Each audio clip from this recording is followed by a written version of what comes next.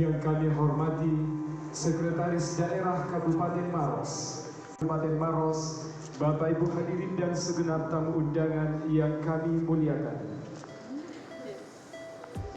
Acara pengambilan sumpah jabatan dan pelantikan pegawai negeri sipil yang di 2021.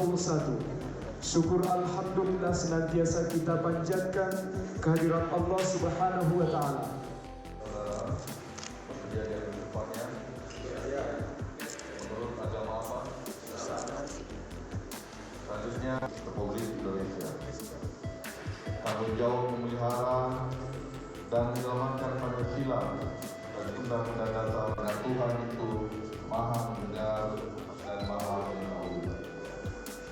Sumpah ini hendaknya diucapkan dalam kesadaran yang sepenuhnya. Selanjutnya diharapkan agar saudara mengikuti dan menirukan kata-kata saya dengan kita. Tahun 1945 serta akan menjalankan segala peraturan perundang-undangan seluruhnya demi dharma bakti saya kepada bangsa dan negara. Ada berapa pejabat yang dilantik, Pak? Ya, hari ini ada 9 pejabat yang menempati jabatan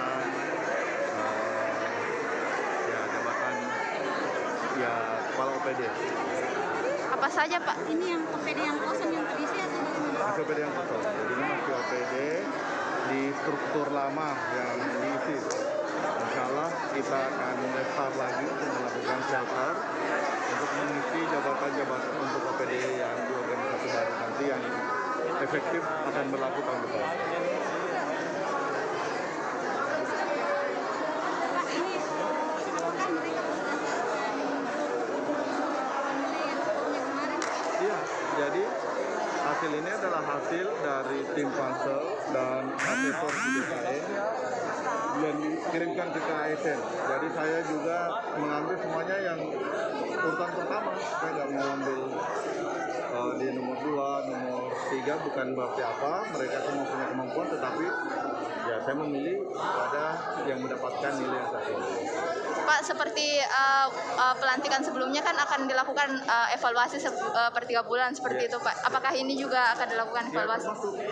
Ya, termasuk nanti kita akan evaluasi karena untuk shelter ke depan ini kita akan evaluasi.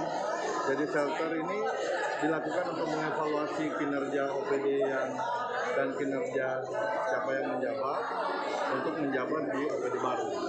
Tetapi memang ada beberapa yang memang konsekuensinya, karena konsekuensi gabung OPD-nya maka otomatis pasti ada yang